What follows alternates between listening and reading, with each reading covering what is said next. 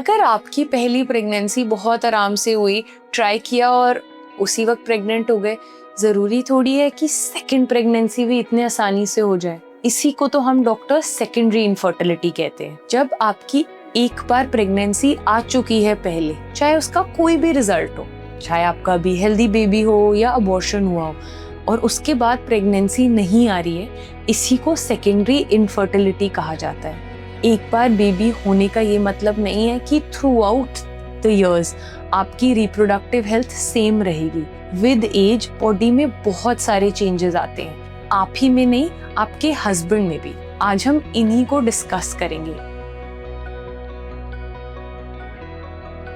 In a female with age egg count कम होता है, तो जितनी आसानी से प्रेगनेंसी एक कम एज पे आती है, उतनी ही मुश्किल से आगे की एज पे आती है। अगर आप 25 इयर्स ऑफ एज पे 2 महीने ट्राई करने के बाद प्रेग्नेंट हो गए, तो शायद 30 इयर्स पे ये सेम सिनेरियो रिपीट नहीं होगा, क्योंकि एग रिजर्व जो आपकी बॉडी का सेट है आपके लिए, वो धीरे धीरे थ्रू आउट द इयर्स कम होता रहता है। एग क्वालिटी भी खराब होती है। ऐसा नहीं है कि आपने एक बार प्रेगनेंसी हुई और ट्यूब्स हमेशा फिर बाद में भी खुली रहेंगी।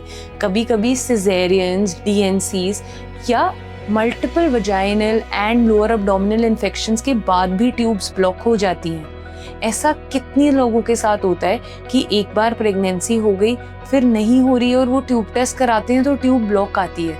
तो प्लीज़ ऐसा अज्यूम ना करें कि ट्यूब ब्लॉक नहीं हो सकती प्रेगनेंसी आने के बाद। और ऐसे ही आपको याद रखना है कि with age in a female fibroid, polyp, endometriosis, adenomyosis, ये 4 चीज़ों की प्रोबेबिलिटी भी बढ़ जाती है। फाइब्रॉइड्स तो बहुत कॉमन है at the age of 35। Polyps एक ऐसी चीज़ है जो यूट्रस के अंदर प्रेगनेंसी आने नहीं देते, स्पेशली अगर उनका साइज 7 mm से ज़्यादा हो तो। एंडोमेट्रियोसिस और एडेनोमायोसिस इजीली डायग्नोस हो सकते हैं आपके सिम्टम से ही। अगर आपको पीरियड्स में बहुत ज़्यादा पेन होता है, इंटरकॉर्स में डिफ़िकल्टी होती है, ये फैमिलियल भी होते हैं, तो बहुत ज़रूरी है इनको इवैल्यूएट करना। बट इवैल्यूएशन यहाँ ख़त्म नहीं होती, हस्बैंड को भी चेक करना उतना ही ज़रूरी है। उनका सीमन कैसा है? हस्बैंड का भी एज के साथ सीमन पैरामीटर्स चेंज होना बहुत नेचुरल है, काउंट, मोटिलिटी, क्वालिटी। तो इसीलिए अगर आप सही टाइम पे एक फर्टिलिटी एक्सपर्ट के पास जाएंगे तो वो आपको चेक करेंगे। इसी चीज़ के लिए सही समय पे अपना कंसल्टेशन बुक करें। अगर आप 35 इयर्स से कम के हैं, then you try for 1 year. अगर नहीं हो रही है pregnancy, please go see the right person. But if you are above 35, 6 month से ज़्यादा वेट मत करें। 6 मंथ्स अच्छे से ट्राई करें एवरी मंथ।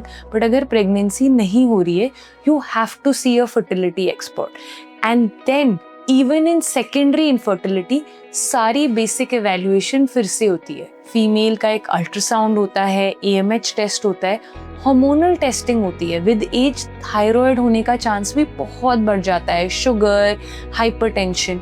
हम फीमेल्स का हमेशा ट्यूब टेस्ट भी रिपीट कराते हैं अगर उन्हें बहुत टाइम से सेकेंड टाइम प्रेगनेंसी नहीं आ रही है। फॉर अ मेल बहुत इंपॉर्टेंट है सीमन एनालिसिस रिपीट कराना।